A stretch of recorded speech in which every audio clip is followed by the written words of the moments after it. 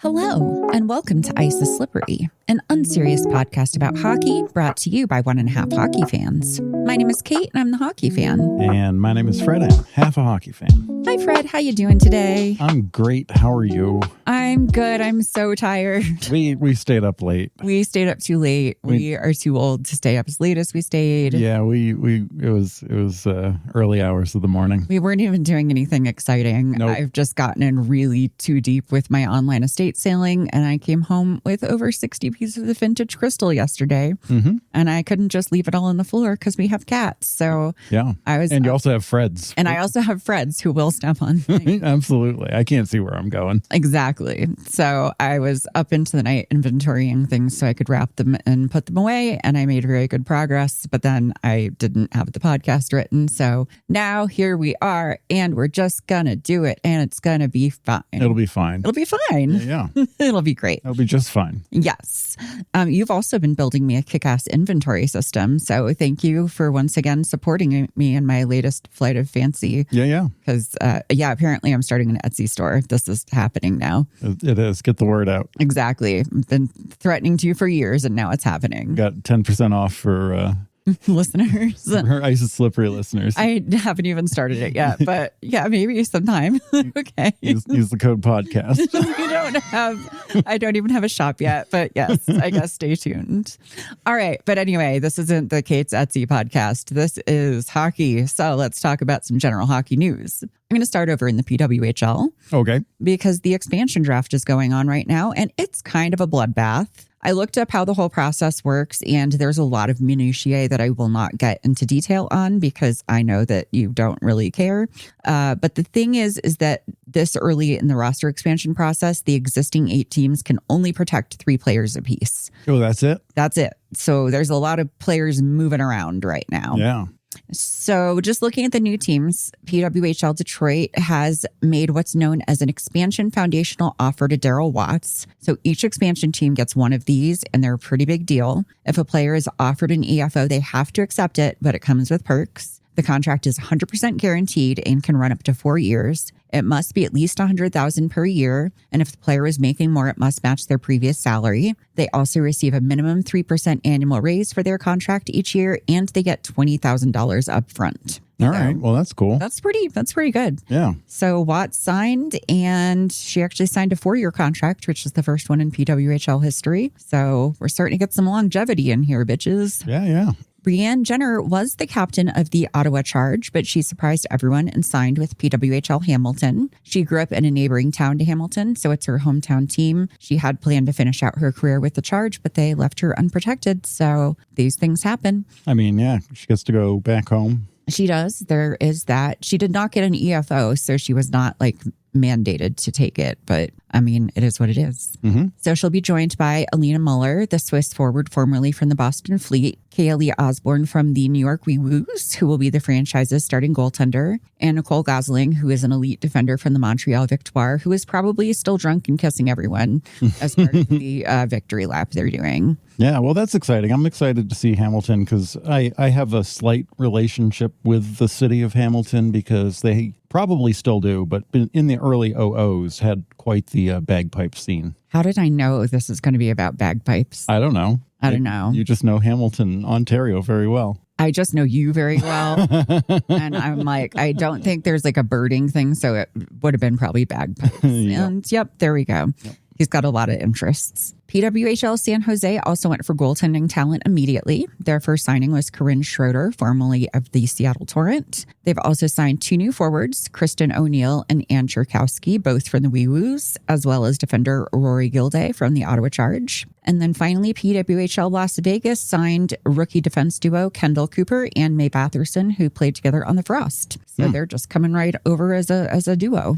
All right. So yeah. So that's it so far, or is that? That's it so far. There's going to be more, There's right? more rounds of it. It's like a whole thing. I just didn't break down the whole thing for you because I know that you have your limitations. None of the big names that I am too familiar with are in that list yet. Not in that list. I do believe Sarah Nurse is staying in Vancouver. Okay. So I think she signed there. I know Victoire protected Stacy and Poulin and Debian, the goaltender. Mm-hmm. So most of the franchises protected at least one goaltender. A couple didn't protect any goaltenders, so that'll be exciting. Interesting, yeah. Yeah, I think Seattle was one of them. So yeah, so it's going to be real interesting. So there'll be more rounds of this, and then also there's the whole like real draft where all the teams get to participate. So it's going to be really kind of crazy. So I think I'm actually really glad I decided not to pick a team until this year, because just the chaos with everybody moving around so much. Like this time, I feel like I'm going to actually be like, okay, yeah, things are happening. Well, I'm committed to the Golden Eyes for all the reasons, but mostly the graphic design and Sarah Nurse. No, mostly the name. And that it's a bird. Yeah, and that it's a bird, and it's a bird I know. And that you've always liked Vancouver. No, Mashmeyer. Yeah. Oh, that's right. No, Mashmeyer's my go-to. That's right. And I do like Vancouver, but Sarah Nurse is a strong second. And then what's her face is the other one.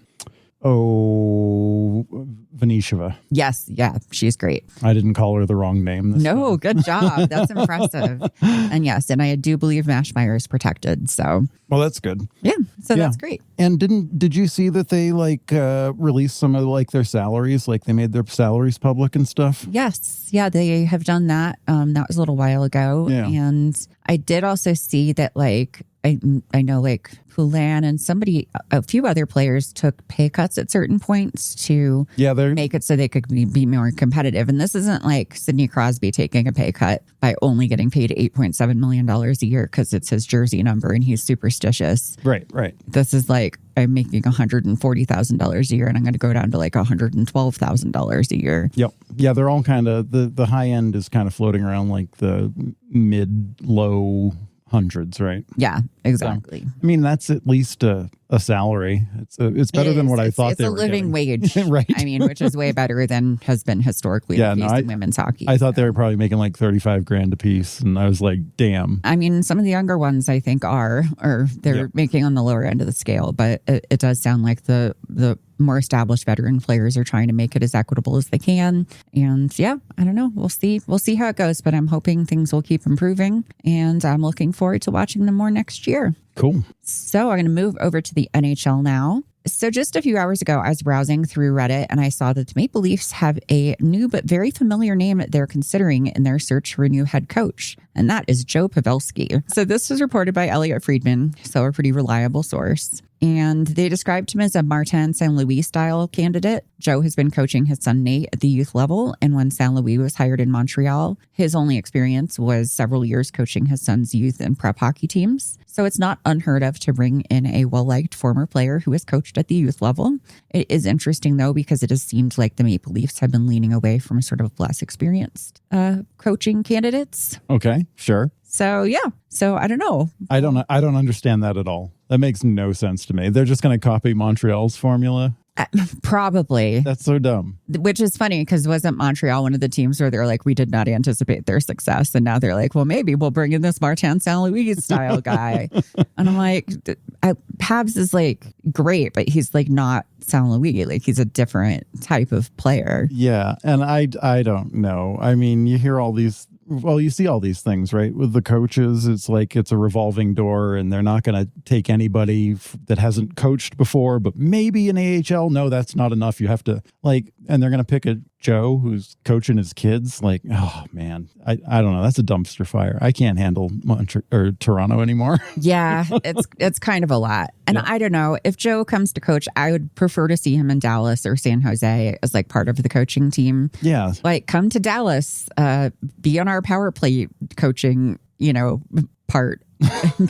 Teach us how to deflect. Teach these kids how to tip. I know. Yeah. So that would be much better. I don't know. I think it's dumb. I don't think it's a good idea. I think it'll be hilarious if it happens. Well, you know what I think would be hilarious if it happens? What? There's another former player that the Leafs have interviewed, and that is Patrick Waugh. Interesting. That was earlier this week, and apparently that interview went very well, and he is considered a legit candidate. And he's pretty much the anti-Pavelski, so that's an interesting dichotomy. That makes more sense to me than Pavelski. I mean, unless they're just trying to get somebody who's going to, I don't know, lull William Nylander into a false sense of security. I don't know. By being real nice. Like, he's going to dad William Nylander real hard. I don't know. They're just like, we know we can't keep scaring off our mean, scary coaches with Nylander going in and flirting with them. Like, we got to do something. Yeah, I don't know about them. You know what it is? William Nylander's only going to respect somebody with great hair. Oh yeah, for sure. And that's Pavelski. Interesting. He would probably respect Pavelski. Yeah, just because of those follicles. Yeah. They're pretty great. Dem follicles. Dem follicles. So over in Vancouver, while the Leafs are still trying to fill their head coaching position, the Canucks have theirs locked in after officially hiring Manny Malhotra. He's a former NHL player who has played with several teams, including the Canucks. Now, he's been involved in coaching since 2016, which is like a good amount of time to be coaching before you get a head coaching position, maybe. I mean, that kind of makes more sense to me. I mean, yes, in my mind. So he's been an assistant coach for the Canucks and the Maple Leafs in the past. And he coached the Abbotsford Canucks for 2 seasons. And in his first season, he led them to the franchise's first Calder Cup championship. So that's pretty good. Yeah, that's like a resume for coaching. Yeah, those are bona fides. Right. Yeah. Not my kids. I'm very good, and I also play golf really well, and also my kid. Yeah. I am really looking forward to this Malhotra area. He's like a very different kind of coach than what they've had in Vancouver recently. He's definitely more, I want to say, player centric. He's sort of more attuned to like feelings and things like that, as opposed to just like player defense. Right.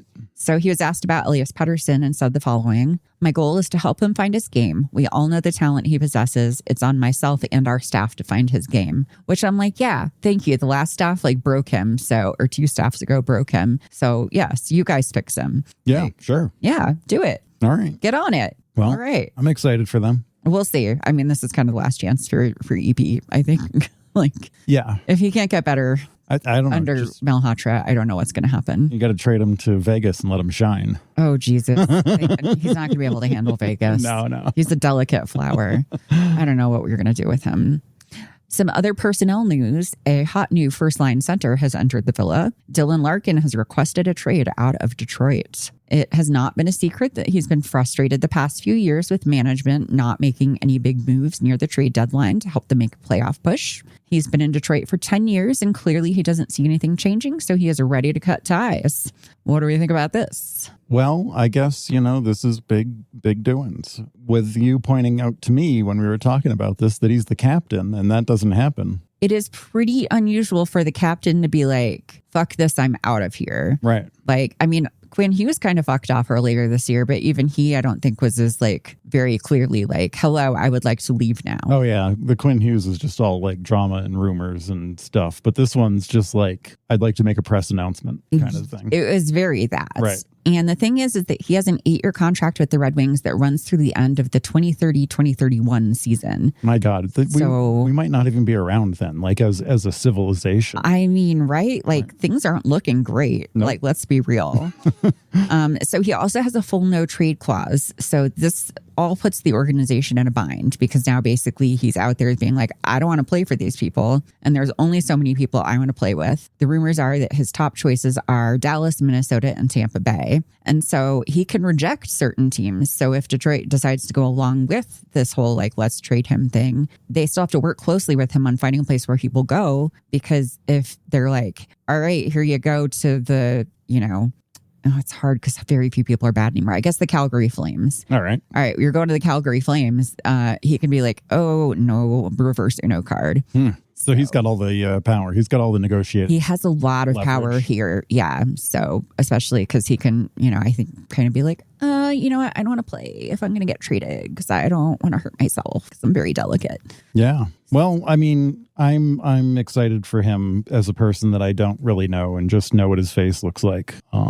Because, as an employee, which he is, after a couple of years of not getting things properly handled by your bosses and your company, you got to go or else they're just not going to handle things. It's the only way to get things done. I mean, he would have just re-signed this contract in probably 2023, 2024, and he was pretty vocally displeased with the whole, management situation at the end of last season. Yep. So I'm wondering if they made him promises before he signed his, 8-year extension that like, okay, we're going to do this and we're going to make the team more competitive. And now 2 years have happened and they haven't done it. And he's like, well, I'm out. Yeah. So, and of course, which is another thing that employers do to employees. That is, it 100% is. It's like, no, we're going to totally do that. And things are going to be great. We promise. Yeah. And they're going to be like, oh no, we never said that.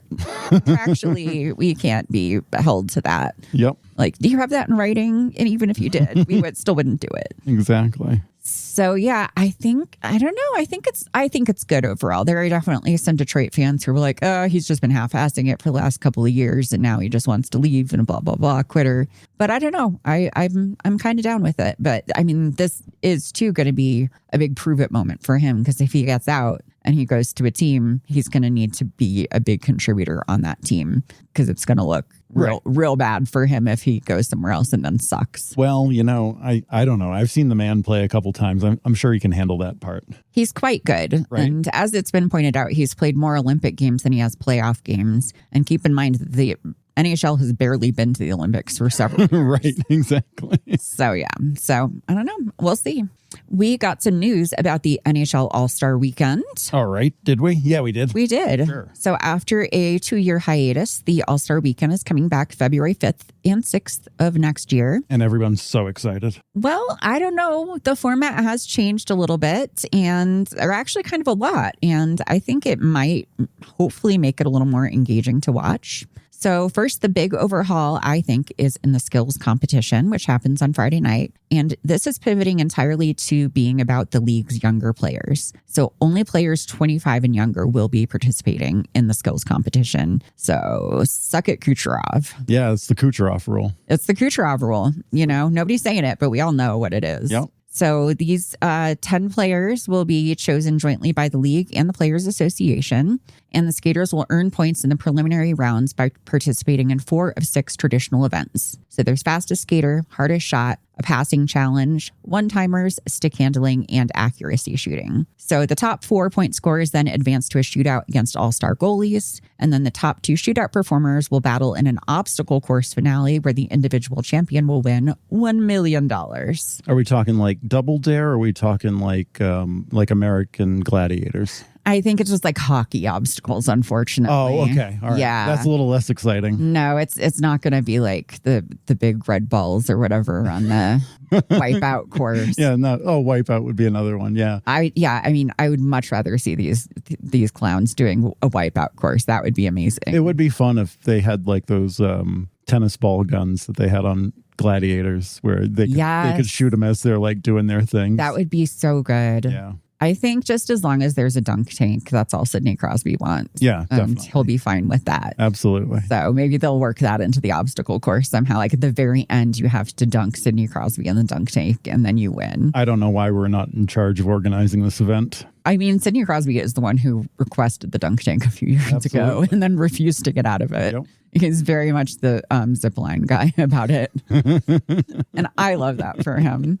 So, yeah, I don't know. I'm excited about this. I think it's great to limit it to the younger players, because it's been pretty clear in the past that a lot of the older players have a bad attitude about it and don't want to participate. And even the ones that I think are very good at the individual skills, sometimes they fall off a little as they get older. Yeah. Or sometimes they just always dominate because they're so good at a certain thing. And so, like, let some new people in to sort of give it a try. Like Connor McDavid skating around in a circle. Right, exactly. Like, we get it. You're fast. Jesus. Show off. Yeah, no, that'll be good, I guess. Yeah, I don't know. I bet the older players that half-assed it are now like, well, you didn't offer us $1 million. I mean, probably. They're like, well, we would have done more then. Yeah, the thing is though, $1 million is not going to be a huge incentive for the sort of star veteran players who make more money. The younger star players still don't make a ton of money yet. I guess, but I think anybody who's happy to compete for $1 million. I mean, you would think so, but you would think any of these people would be happy to compete, and not all that is not the case all the time. Also true. So I was trying to think about who we could probably expect to see there. So I feel like some no-brainers are going to be Connor Bedard and Macklin Celebrini. They will be there. Yeah. Possibly Will Smith too, I wonder. Mm-hmm. I think Jack Hughes will be just under the cutoff age. So I imagine we see him just to have him there for 1 year before he is too old for this competition. Sure. Trevor Zegras is his age too. So I don't know if he would be considered strong enough in all the categories, but he's been at all-star things before. And the league seems to find him very charismatic. And I would love to see it just in case he could get to the second round where they do the shooting on an all-star goalie. Yeah. Like that would be really cool. Yep. I bet Jarvie could be there and have a good time. Jarvis is still that young. It's so crazy. He's like 23, remember? I know. I know. It always throws me off too. No, he's got he's an old soul. He just has old man on a porch energy, and that's just that. I feel like Lane Hudson and Matthew Schaefer are defenders who could absolutely hold their own against forwards in pretty much any skating discipline. Yep. I'd really like to see Wyatt Johnston if the league doesn't come down with Dallas amnesia. Yep. I think he could really hang in there in passing and accuracy shooting. And I think if he makes the obstacle course finale, he could be a dark horse too. Yeah. So I don't know. I'm actually kind of excited about this one. We'll see. All right. Well, good. They are also changing up the tournament that they play, the sort of games and everything. God, I feel like we didn't even watch that, did we? We're just kind of on in the background, right? I did. But, well, yeah. I mean, I'm me and you're you, and it's just how it is. So this is going to be very different. There's going to be a fast-paced country versus country bracket featuring 5 national squads. So you have the same ones from 4 nations: Canada, Finland, Sweden, and the United States. And they've added a rest of the world team. So this will give, I think, Russian players the chance to participate. You can also get, your Leon Draisaitl, perhaps. Yep. Or David Pasternak. Yep. So different people like that from countries that don't have like enough for a whole big team, I guess. Yeah. No, that's good. So each team is going to have 11 players, 9 skaters, and 2 goaltenders. And they'll be chosen sort of jointly by the NHL and NHLPA, and also fans will vote on some of them. And the format is going to be a round-robin schedule of rapid-fire 5-minute 3-on-3 games. So very short games. 5-minute 3. They're going for that Gen Z crowd, huh? Apparently, they're just like, yeah, TikTok's time span. It's all that's all we got. It's all vertical format. Vertical format hockey. You can only for the Gen Zs. Yep. No, it's 3-on-3 5-minute games. Each team will play a total of 4 games, and the teams earn 2 points for a win and 1 for a tie. And then the top 2-point earning teams will advance to a 10-minute championship game. That's it. 10 minutes. Yep. Woo. And the winning team will take home a $2 million cash prize, which is about $180,000 a player. Well, that's good. I'm glad they're freeing up some of those billions of dollars they got to make things fun and interesting. I mean, this isn't bad really for about a half hour total of hockey. Right. So yeah, just get out there, play real hard, for 5 minutes or 10 minutes, and then maybe walk away with a stack of cash at the end of the day. Yeah. So I think that would be good. Also, the weekend will apparently be broadcast on ABC and not ESPN. Okay. So I don't know. I do not have high hopes, but maybe there will be a professional production. Like a girl can dream, right? I don't know. You got to have high hopes. But I feel like did ESPN do the one in Florida that was a shit show? I'm pretty sure they did, but just anytime there's a shit show, I automatically assume ESPN is involved. So. Yeah. As you should. Yeah, but I'm pretty sure I feel like Bucci Gross was there, which would be ESPN. So yep. Yeah. Well, all right, go ABC. I mean, ABC and ESPN, unfortunately, I think are all owned by the same thing. So it'll probably just be the ESPN guys on ABC. So more people watching the absolute shit show of a product right. that the NHL and ESPN puts on. Yeah. But still, I don't know. Maybe it will inspire them to try to do a little better. Well, I don't know. We'll see. I mean, yeah. Yeah, I don't know. Well, we got to figure. Jury's out on that one. Yeah, we got to figure something out there. And I'll write a letter to Gary Bettman and be like, come on, guys. Get it together. Just add it to my ongoing letter to Gary Bettman. I know. It's like as long as a CVS receipt. Yeah. All right. Remember the Dallas Stars? Sort of. Pepperidge Farm remembers. The Stars social media team has been reminding us that our boys aren't dead. They're probably just golfing or something by giving us some Stars content. So I thought I'd share that. First, we got some Combine photos side by side with their latest team photos, and I made you look at those today. You made me look. I did. Tyler Seguin is giving his best blue steel, but he just looks confused or high, or both. Yeah. Oh, in his original one? Yes. Yeah. No, he looks hungover or something. Yeah. No, it's not a great look. He also I guess at that age, he hadn't really grown into like how he was going to look or something, because he still seems kind of like half kid, half adult. He had a lot of baby face action still going on. But yeah, it looked like he was trying his blue steel, which he would later perfect for his sexual noir ads. Yes. But he hadn't quite gotten there yet. I still have a vial of that sexual noir too. Yes, I know. I'm just saving it for the special occasion. I'm so excited when we find out what occasion is special enough for that. Nothing has met that standard yet. We're not very fancy people.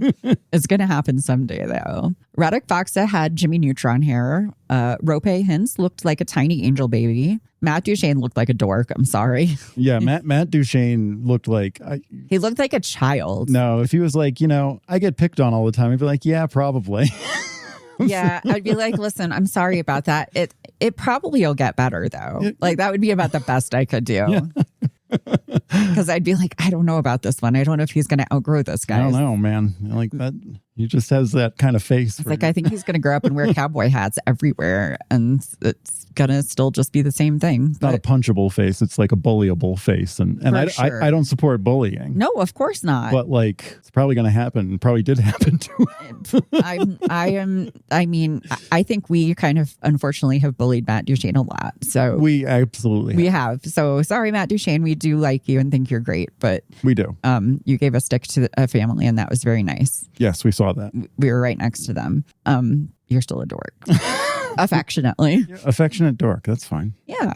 Miro looks like he's over it and like he'd rather be anywhere else. So not much has really changed. Yeah. Harles, Jake, and Robo all look exactly the same. Nils Lundqvist manages to look 12 in his current photo, and then also somehow like a much younger 12-year-old in his combine photo. Right. Like, it's very uncanny. Like, it's the same, but also very much younger. Yeah. No, it's like some sort of like CGI effects to make him look younger, but he's still like when you're watching a movie and you're like, no, that's just that actor that they made look old. They did that to him, but in the Benjamin Button way or whatever. Except like he doesn't look any older, but no. Like, also he does, but he doesn't. It's like in Captain America where they had like Chris Evans, like regular Chris Evans. Yes, and then they had exactly his head on a skinny little body, but the body isn't even that much skinnier. It's hard to explain, but just trust me. No, it's very uncanny. It's Captain America. Totally. It very much is. Nate Bastian looks like the most regular guy that ever existed. Like, he definitely just looks like somebody I went to high school with. Yeah. Which is, I mean, again, part of why I like him so much. He just is like a normal guy who's just like, what the fuck? Mm-hmm. Leon Bischel's combine picture, if you would have showed it to me at the time, I would have been like, what a large child. And now I'm like, oh, wow, that scrawny but sizable child is a full-grown man with a tree trunk for a neck. Mm-hmm. Like, it's a lot. Yeah, he had a sapling for a neck before. Yes, and now it's a full-on redwood. It's crazy.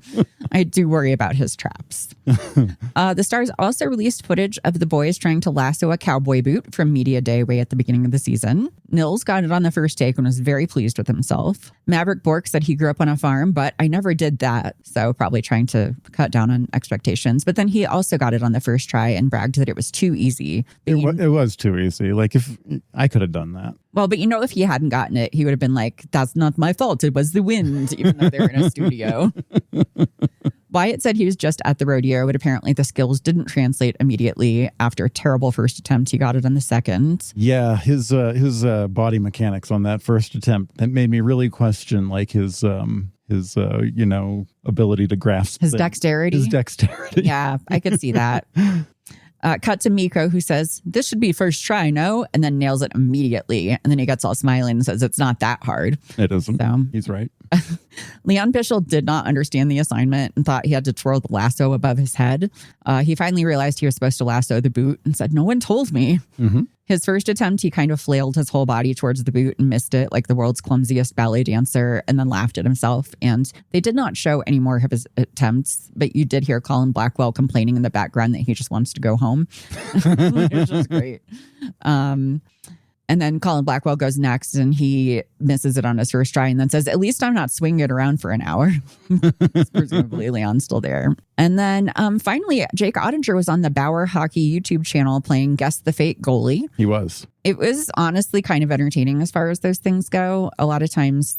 Yeah, they can get real awkward. And this one, the awkwardness was limited. Yeah, I think it's just because Jake is like a very chill person. So like it didn't really have a chance to get super awkward because he just kept things at like a good level the whole time. He did, yeah. But he was quite funny. It's definitely worth it just for the point where he has the goalies turn around. Yeah. So he can see, what they're sort of wearing underneath their goalie pads. And he gets absolutely horrified by what he sees on one goalie. Yep, absolutely. So just worth checking that out for that alone. No, it's definitely one of the better versions of those Bauer things. I would recommend maybe skipping the Jack Hughes one. Oh, for sure. No, it's okay. It's worth seeing, but yeah. Yeah. No, the Jake Ottinger, pretty good. Pretty good, yeah. No, I mean, Bauer was the worst part of that, honestly. Jake was the best part of that. Like that, Usually Bauer's tied for the worst part. Right. With the players. Yeah. No, they not bad. Awesome. All right. Now that we're all caught up on the news, are we ready to talk about the Stanley Cup Finals? Sure. You're so enthusiastic. Well, the last time we checked in, round 3 had just concluded, and we knew that the Stanley Cup Finals matchup would be the most hated team in the league, the Las Vegas Vegases, against the Carolina Stankovens. That's just their names now. Yeah. That's literally all I hear you say at home. That's just what I call them. A lot of people thought this series would be a real snooze fest, but it's been surprisingly entertaining. I can't really say that I'm a neutral fan because I do have a strong preference for one team to win and one team to lose. But neither of these teams are my children the way that some of the other teams are. So, but one of the teams does have your child on it. But one of the teams does have my child on it. But the team itself is not my child. Right. But it's child adjacent. Right. So, but even regardless of that preference, these games have been pretty entertaining so far. So we'll get into those. Okay. Game 1 was on Tuesday, and it got off to a sizzling start in Carolina when Nikolai Ehlers of the Hurricanes scored just 25 seconds into the first period. And then 12 minutes later, Ehlers scored his second goal off a turnover from Jack Eichel. A minute and 20 seconds later, Las Vegas got on the board to take the score to 2-1, where it would stay until the end of the first period. And then just 30 seconds into the second, Las Vegas tied up the game. Then they took their first lead 5 minutes after that. Jordan Stahl tied the game again, and the second period ended 3-3. So the Vegases took the lead again early in the third, but then Shane Gostisbehere tied it up halfway through the period. But then with 3.5 minutes to go, Tomas Hertl restored the Vegas lead, and despite a valiant effort by the Canes, they couldn't get back on the board again. So the game ended 5-4 after a lot of back and forth, a lot of exchanging the lead. And I feel like both of these teams are kind of known for their defensive acumen, so I don't know that anyone was expecting to see such a high-scoring game. Oh, okay, sure. But I don't know, it was really entertaining to watch. It was just goal, goal, goal, goal. It was kind of chaotic, but kind of entertaining. Yeah, it was chaotic, right? Yeah. Mm-hmm. But I don't know. I liked it. I think everybody was oh, these are going to be boring, smothering defense-heavy games. And then, surprisingly, it wasn't. Yeah. The only bad thing was the Vegas one. So we don't like that. Yeah, I mean, honestly, they kind of looked better throughout the game, if we're being real here. I mean, they probably did, yeah, or at least consistently throughout the game. It seemed like Carolina couldn't figure out how to get past them a lot of the time. That is a thing. I think definitely size differential is going to be a big issue throughout this series for them. Carolina they really depend on going in fast. And Vegas is able to disrupt them in the neutral zone, which is a problem for them. And then, Carolina is kind of significantly smaller. So with Vegas playing man-to-man, it's just really difficult for them to be able to keep up with that. Yep.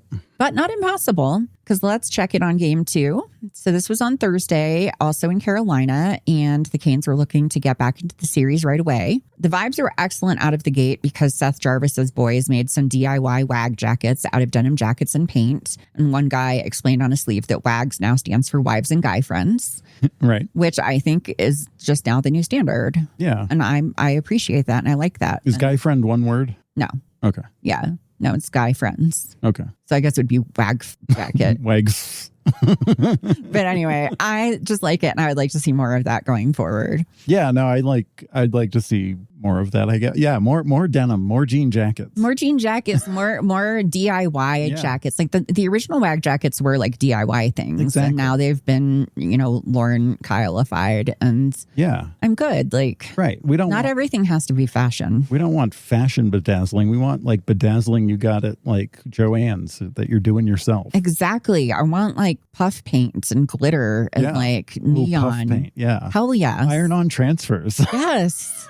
Get fucking creative and hideous with it. Like the 90s are back, bitches. Like, let's go. Go get yourself an inkjet printer. Make it happen. Yeah. Tie-dye, like whatever. Let's just get into it. So yeah, I think that was great. I loved the creativity there. Unfortunately, that didn't immediately translate to the ice. Vegas took an early lead and was up 2-0 heading into the third. Vegas, again, like I said, just kept breaking it up every time the Canes tried to enter the zone with possession, which was a big problem.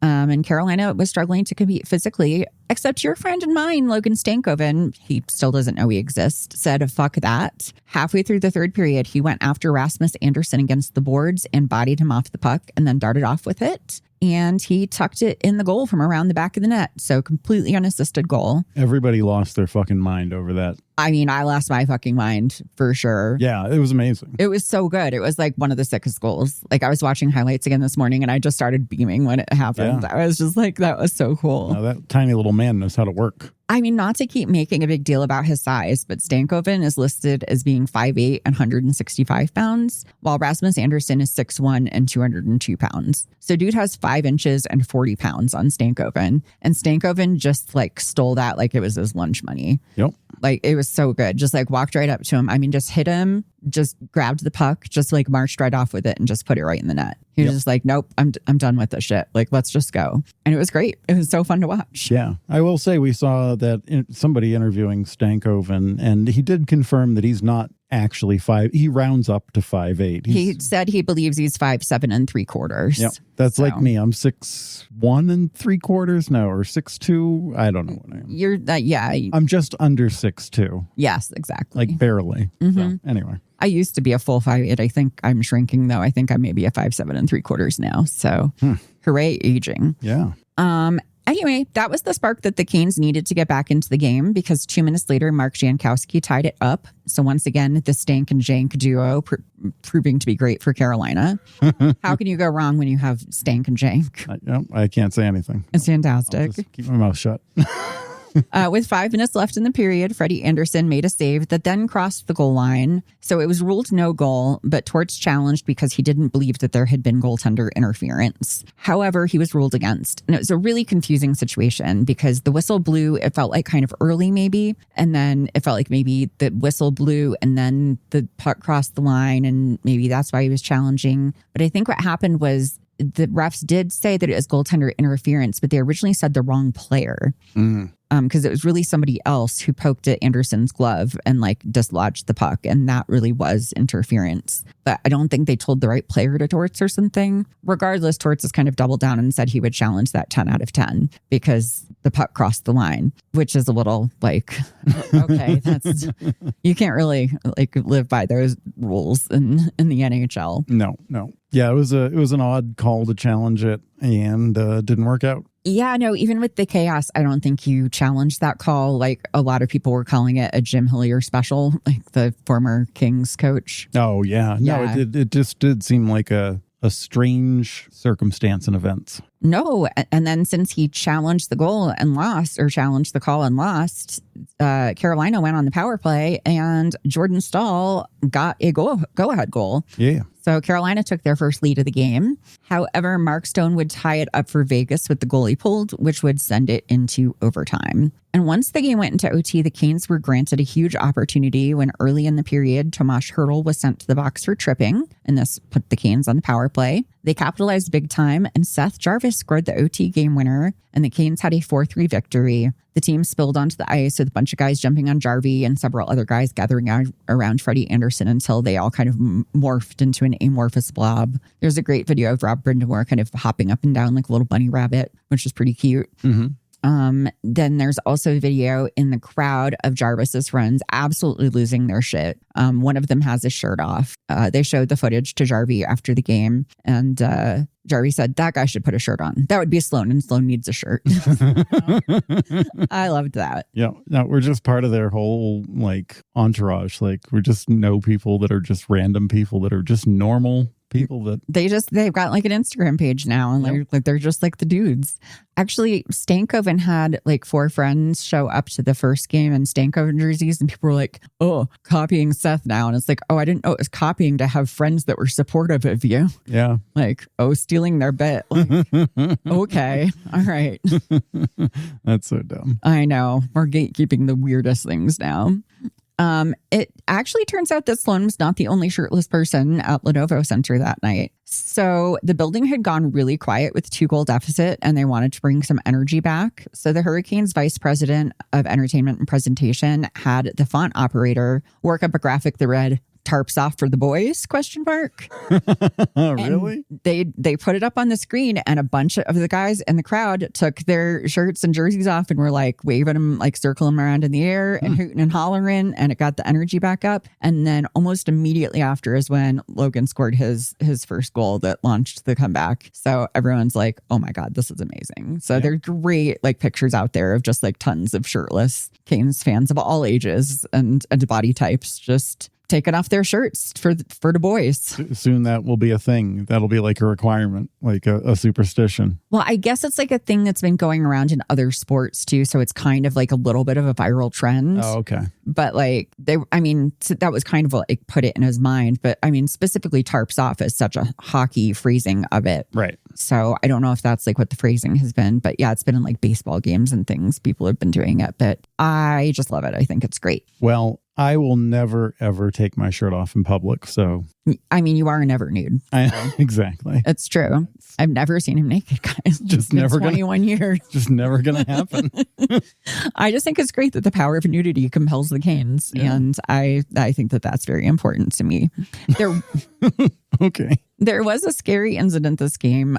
Halfway through the first period, Vegas defenseman Braden McNabb took a 87-mile-per-hour slap shot to the face. He headed straight to the tunnel and was seen leaving the arena entirely to head to the hospital. And a lot of people assumed his season was over because how do you take an 87-mile-per-hour slap shot to the face and not like die? I watched it and I'd quit. I'd be like, no more. Yeah, I'd be like, yeah, no, hockey's not for me anymore. Goodbye. Well, I mean, if I was playing hockey too, I'd have a full face mask. I wouldn't be playing with these vibes. I'd be like, yeah, it obstructs my view, but like my face is safe. I don't think you're allowed to have the face masks in the NHL unless you're injured. That's too dangerous for me. Well, there's a lot of reasons why you wouldn't be successful in the NHL right now, but let's say that that's the one. Then I'm just going to go to the PWHL then, where I can wear my mask. I mean, I guess you're still going to get your ass kicked there, but they might be more welcoming about it. So yeah, but when Game 3 kicked off last night, McNabb was on the ice and ready to play, which is crazy. You know? Like, because I saw Mason Marchment have something similar happen, and he broke his cheekbone in like 17 places. So. Yep. It's nuts how some people are. Like, he had a big old cut across the bridge of his nose that he said took, like, the stitches were in the 30s or 40s, I think he said. Yeah, he was all kind of patched up like a horror movie person. Very much, yeah. Giving very corpse bride. Yeah, exactly. Yes. And he did have the face mask on, which is probably necessary to keep all of his bone particles where they are and whatnot. But you know who else came ready to play was Mitch motherfucking Marner. A lot of people on Reddit say he needs to stop reading stuff about himself online. And I just really don't think he does that because we all know that Mitch Marner can't read. But someone in his circle has been giving him the Cliff's Notes because he's like, these fuckers still don't think I'm a playoff savant. Watch this. Also, what's a savant? So after high scoring game 1 and 2, this one was more tightly contested at first. The first goal didn't come until halfway through the second period when Tomas Hertl scored with assists going to Mitch Marner and Jack Eichel. Okay. Not even a minute later, Mitch Marner would get credit for a goal of his own when he sent one to the net and it went in off the stick of Carolina defender Sean Walker. Then he was like, okay, that one wasn't really that impressive because I just banked it off a Carolina player. So 5 minutes later, he scored again with an absolutely filthy backhand that took an unbelievable amount of patience. Then 2 minutes later, Marner again managed to score after he put another goal past Anderson after a breakaway. And all of a sudden, Mitchie Marner had a hat trick. Yeah. Not just any hat trick. It was the fastest hat trick in Stanley Cup final history with 3 goals in 6 minutes and 10 seconds. Before that, the record was held by Maurice Rocket Richard. Who I've heard that name before. Yes, who has an award named after him for, I think, the most goals in a season. Interesting. Like he scored a lot of goals. That's the rumor. So yes, his record before was 3 goals in 6 minutes and 21 seconds. That goal was 69 years ago. So that's a big record. Yeah, there. Yeah, I'm okay with that stat. That is for real. He also scored 4 points in the second period alone, which tied the NHL record for most points in a single period of a Stanley Cup final. The only other player to score 4 points in a single period of a Stanley Cup final was Frank Foyston in 1919. 1919. Mm-hmm. Back there with Lord Stanley. Right, probably. Out on the pond. There are another number of other records too, but those are significantly more esoteric. So I will stop with those. So we headed into the second period with Vegas up 4-0. And at this point, I realized I had not been wearing my Stankoven jersey because I was up to my elbows in inventory and crystal pieces for my Etsy store. True. There was no Stankoven jersey. But you very nicely brought it downstairs for me so I could put it on. I did. And then I started to think I was a witch because the third period happened and things started changing. The Canes had made the decision to pull Freddie Anderson and put in Brandon Bussey, which was a risky proposition since Bussey has not had any playoff time this year at all.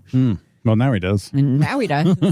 His first challenge was facing down Mitch Marner in a penalty shot. Fortunately, Marner was so exhausted, he hadn't realized that they had switched the goalies. So he thought he was shooting on Anderson, and Anderson and Bussey catch with like opposite hands. Oh, okay. So that probably ended up working out okay. Yeah, I guess if he didn't realize that, some of the people talking shit about him might have some. I mean, that's why I said he can't read. You know, he's trying his best. He's the one who admitted that after the game, too. He's like, oh, I just didn't even know they switched goalies. That's funny. 7 minutes into the third period, Jordan Martinook kicked off the scoring for the Canes, and not even 30 seconds later, Taylor Hall added another one for Carolina. And then just 13 seconds after that, Jordan Stahl won a faceoff and scored a goal from the half wall. So Vegas pulled it back together after that little meltdown, but with less than 2 minutes left, the Canes tied it up when a Vegas player sent Svechnikov into the net with a puck. Again, kind of a controversial ruling on that. Sure. Because some people thought it was goaltender interference, but it did look like Vegas basically pushed Svechnikov and the puck into the net. So. Imagine thinking something is goaltender interference. I know. Like, how presumptuous. How presumptuous. Like, why would you think that you know that when you haven't even been to goaltender interference school? Right. Like, I went to 6 years of goaltender interference school, and I still wouldn't even assume what goaltender interference is. Nope. Because that'd be a mistake. I haven't passed my certification exam, and I sat 3 times. Yep. It's very hard, and I don't want to talk about it.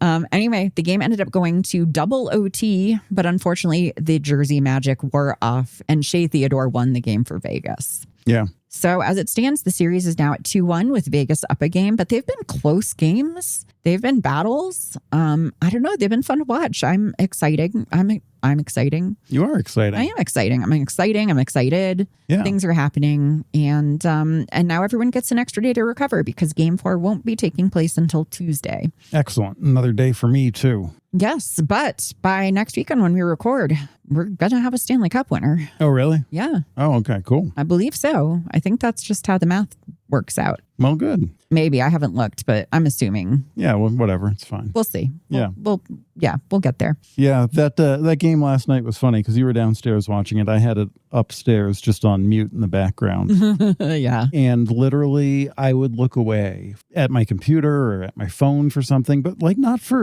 like I'm totally zoned out. No, for like a second. Like 10 seconds at most, just being like, oh, what was that notification? Okay. And then I'd look back up and somebody had scored a goal. Yeah, because you'd hear me downstairs celebrating. Yeah, I'd be like, what? Literally. So yeah, I did not see most of those goals last night because there was it was 4 of those goals, 3 or 4, right? Yeah. No, because you didn't see like hardly any of the Mitch Marner ones first. You missed his first one.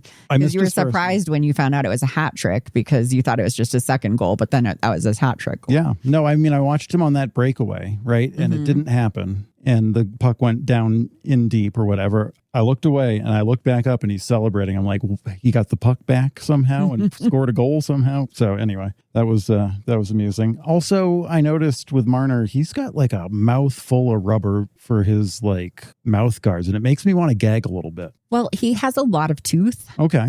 So, which I mean, yeah, you got to protect that tooth. He's got an upper and a lower mouth guard, which is what I would have. Yeah. No, But- like if you ever see him smile, he has like an exorbitant amount of tooth, I would say. Like he has much tooth. Yeah. So I don't know, like I know for a while at least he hadn't ever lost a tooth. He might have only lost one or something, if any. Gotcha. So he's just protecting them toothers, which I don't blame him. Teeth are expensive. Yeah. And very painful. Like I know the NHL covers the tooth work, but it's not fun. I mean, they always have a guy under the bleachers that'll fix your teeth. They literally do, at least in San Jose. I think they have it all. He just hangs down there. He's called the Tooth Man. He's the Tooth Man. You knock on his door. He says, "What's the password?" And you say, "Tooth," and he goes, "Oh, they get it every time. I should really change that." And then he has to give you free dental work, even if you don't play for the team. I know. That's how I got all of these crowns. Yep. So it's pretty great. It's a pretty good deal. Anyway, don't take too much advantage of this. We don't want to blow up my spot. Like, I still need more dental work. It's great. You just have to fly to San Jose. It's way cheaper than going to a regular dentist. No, I think they have a dentist at every game because like the San Jose dentist will like do tooth work on the opposing teams. Like it's not just only San Jose. Like no, there's like most of the facilities, if not all, I think have like dental on site, which good. Yeah, this has become a fascinating podcast. I mean, tune in for our tooth podcast. Coming up next, it's a horror podcast. Anyway, so that is the series where we're at so far. I believe the next time we record, the series will be over. I'm just going to say, even if it's not over, let's just not record until the series ends. Okay, yeah. That would just be... If there's just one game left. If there's just one game left, we're just going to wait until it's all over because, I'm tired. I'm tired, boss. So I wanted to end up on a fun note this week, and the NHL Combine is going on right now. So that's where all the prospects show up and they take goofy photos that will follow them for the rest of their careers. And they go through insane physical trials while people shout at them. And then they interview with teams who have decided that the best way to evaluate hockey players is by asking them weird ass questions. So I figured we'd get into some of the questions from this year's Combine and dig into them, and maybe also look at some weird Combine questions from the past and maybe answer those as well. So starting with 2026, before we get into the questions that we'll be answering, there are a few that I've decided for us not to play for logistical reasons, but they're worth talking about. Sure. So the Nashville Predators asked prospects to stack golf balls to see how long they would spend on the task before quitting. I'm thinking I'd probably last about 30 seconds. Yeah, I'd go all day. I'd just start throwing. Start throwing things. I'd be like, oh, these rolled. It's not fair. Where's the tape? I'd be asking about rules constantly and if things were allowed, and I'd be working on that problem. You'd be there hours after everybody else left. Absolutely. They'd be like, you don't have. I'm so determined. They'd be like, you don't need. Yeah, you don't need to do that anymore. I'd be like, no, I'm going to. So we're opposite ends of the spectrum on that one. I think I could get 3 golf balls, but I think it depends on the table. I think it depends on a lot of things. There's so many factors. Yeah. So anyway. All right. Well, it could be interesting. That's apparently something they've done before in 2025 as well. So that's like a favorite of theirs. Man, what a hoot.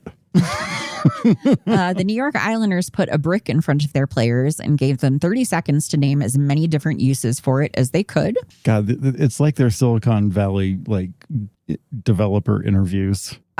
One article I read did compare this very much. I've had to answer questions like this in my career, like things like this. Like they just want to see how you think and how you attack problems and stuff. But they followed it up by doing the same thing with an umbrella. Interesting. So, yeah, I don't know. It's I'm sure I could get creative with the umbrella. The brick, I feel like I would think too much about murdering people, which would make me maybe less popular, although as a hockey player, maybe more popular. So I don't know.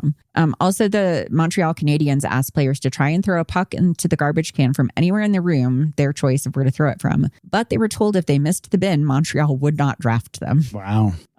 Which what? That's funny. So, that's kind of like, okay, are you going to challenge yourself or are you going to take it easy?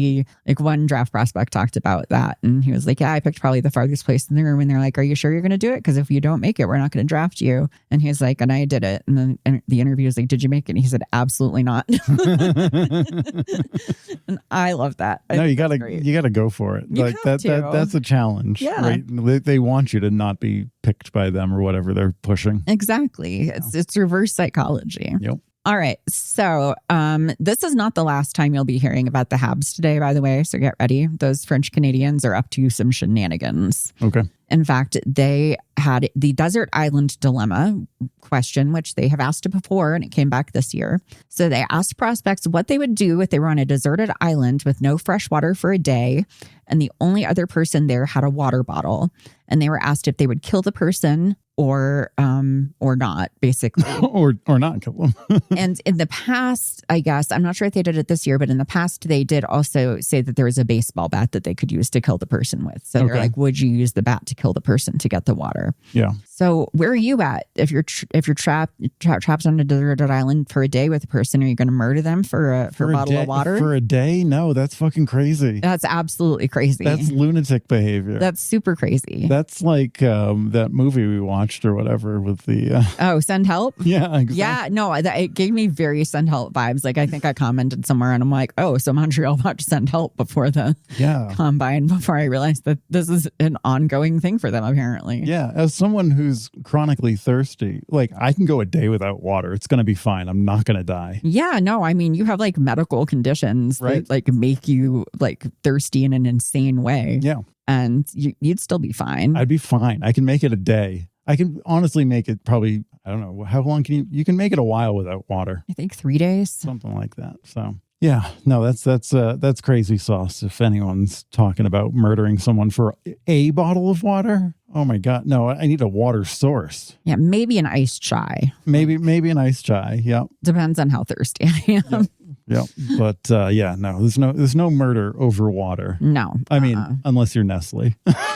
Well, yes, that's Nestle does like to murder for water. We shouldn't have said that out loud. We got to take this off the podcast. Yeah, nope. If we go down, it was Nestle. So sorry about that. R.I.P.S. You never hear from us again. Blame Nestle.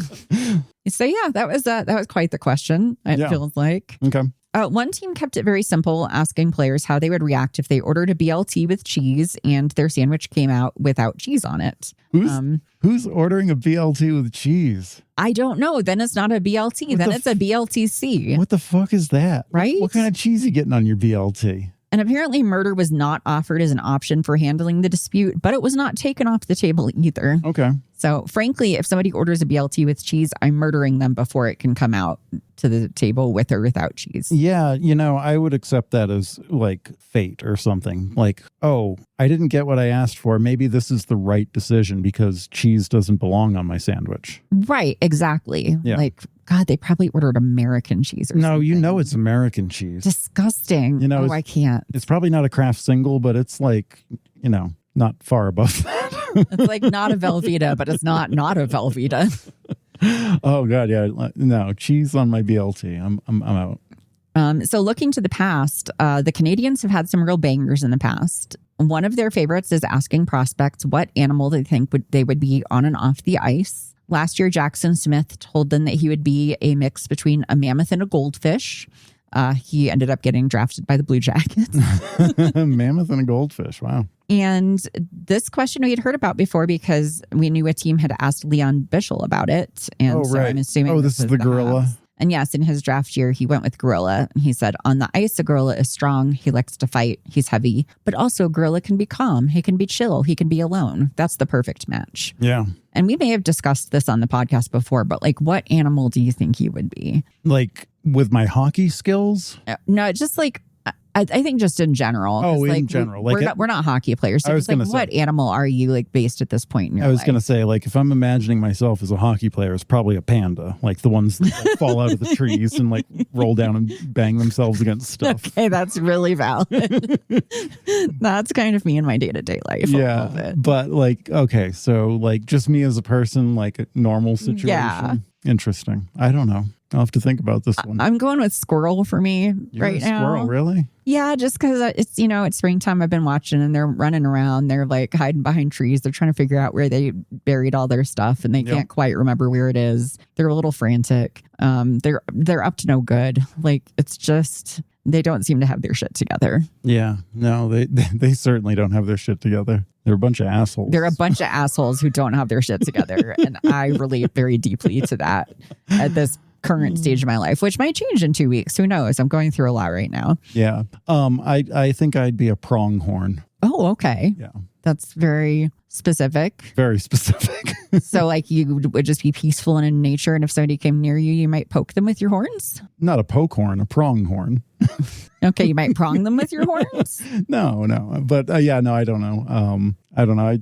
I'd like to be some sort of like equestrian thing. You want to be like a majestic creature. Yeah. Majestic and beautiful and peaceful and solitary. Absolutely. Yeah. Right. Like a mountain goat, but like a big one with like an elk head. Big sexy mountain goat. Big sexy mountain goat with an elk head. With an elk head. All right. And then I just tip forward because my head's too big for my body. And then I'm an angry little distracted squirrel. You can ride on my back. That sounds perfect. Yep. I love this buddy comedy. Let's get writing. And then finally, this is another one that the Montreal Canadiens have had several times in the past. It's very existential. They asked prospects to act as the captain of a World War II destroyer. The captain's job is to hunt enemy submarines, but doing so would simultaneously kill 10 of their own crew members who are overboard. And they were asked whether they would fire on the sub or save their men. This one specifically came up in 2023. Okay. So what do you think? What would you do? Would you fire on the enemy sub and kill your men in the process or not? Got a cat sneezing on mic here.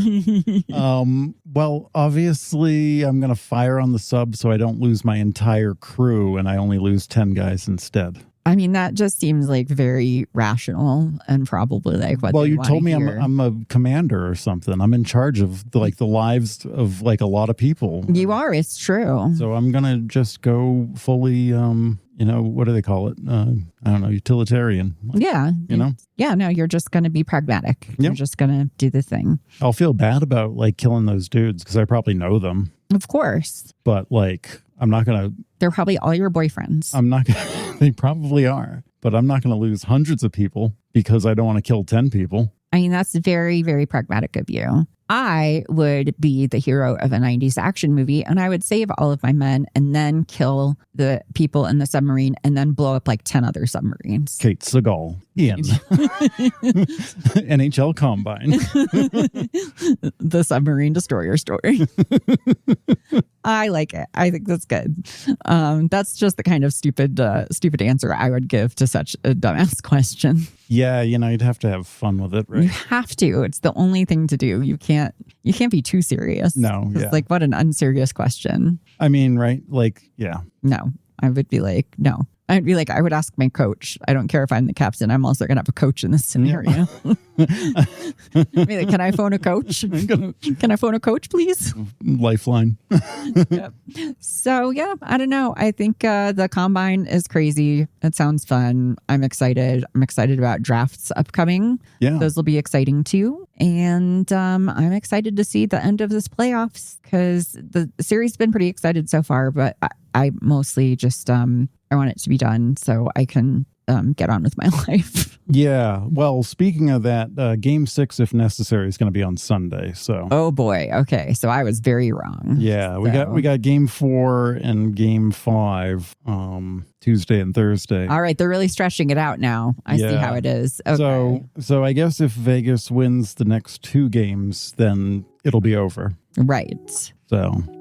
But if not, we got like another week of this podcast. Well, we'll see how it goes. So I don't know. Maybe we'll record next weekend. Maybe we'll just wait until the end of the series, however that pans out.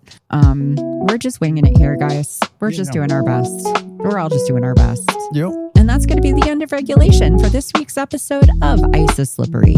You can find us on Tumblr, Blue Sky, TikTok, and Instagram at iceisslipperypod. You can also email us at iceisslipperypod@gmail.com. We would love to get suggestions for games and hear your hockey hot takes. Until next week, stay out of the penalty box.